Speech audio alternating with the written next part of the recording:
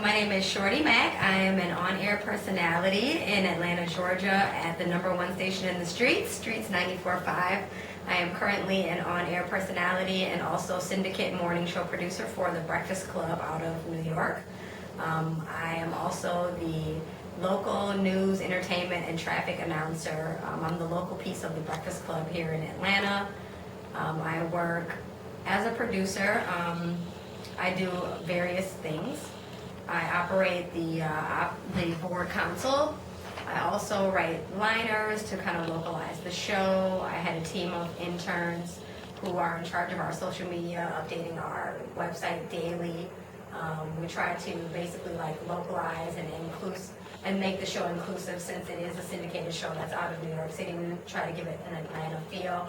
I'm in charge of running the board according to the program clock, making sure that all the transitions between the network and local segments are smooth. And then also, like I said, I also announce the traffic and the weather, the local news, entertainment.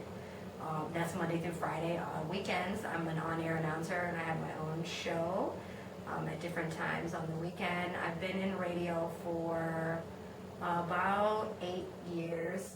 I started back in '06. I was in the Minneapolis Twin Cities market out of Minnesota.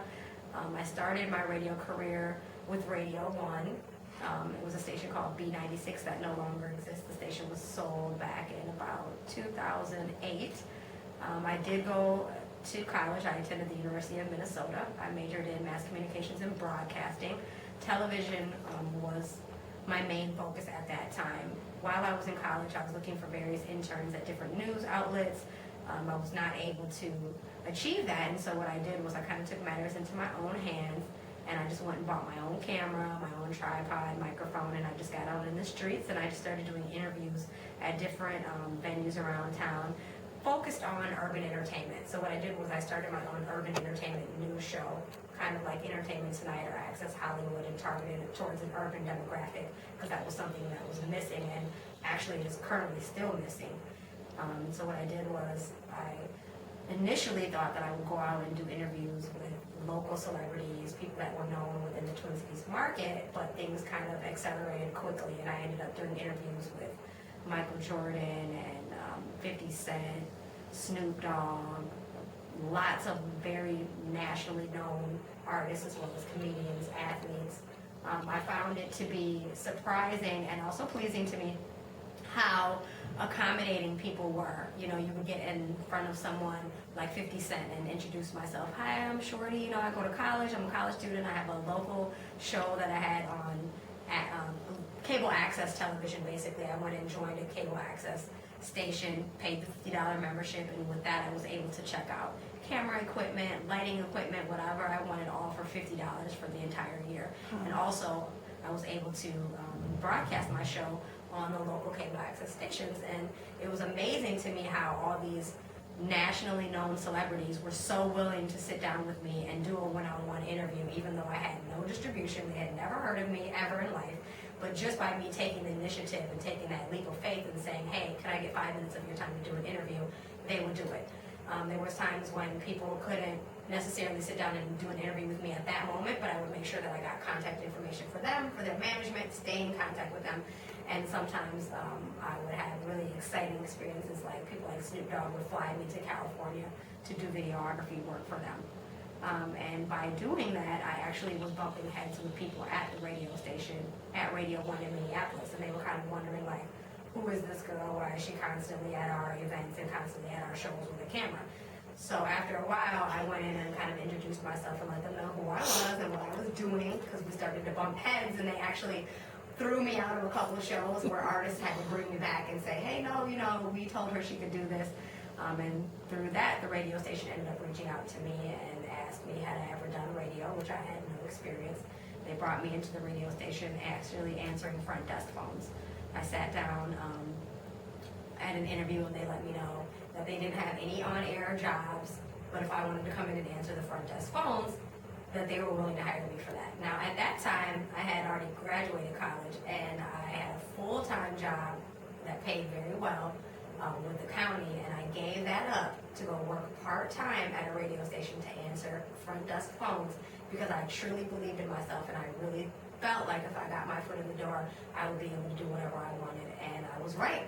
I answered front desk phones for probably 3 weeks, under a month. And next thing you know, I was on air. They trained me and they believed in me just as I believed in myself, and my radio career pretty much took off from there. While working for Radio 1, I also accepted a part-time job with the CW Twin Cities as a production assistant. So for about 2 years, I was working 2 jobs in radio and television, and that was like truly my dream come true. And it was always my dream, even at that time, to be in the Atlanta market doing radio. But I think at that time, I was confident in myself, but not confident enough to really like defy the odds and apply and take that leap. And so I stayed where I was at in my comfort zone. But after years of doing that, I said, it's time to kind of step out of my comfort zone and try to do something more. And so I moved to Atlanta with no job. I just moved down here. I saved up some money. I moved down here and I said, I'm going to see what the market looks like, because Atlanta is one of those markets where you can't necessarily just get a job from applying online. You got to be in the market. You got to be in the face of these people. So came down here, and within about 6 months, I had a couple of job offers on the table, and I chose to go with Street 94.5, which was an upstart baby station that had been in existence for almost 2 years when I joined. It's a locally owned, black-owned station by a man named Steve Hegwood, and when I started here, he owned 2 stations, and now he owns 5. And I've been here for almost 2 years. The station's been in existence for a little over 3. So in 3 years, he was able to go from 1 station to 5. And that in itself is inspiring to me.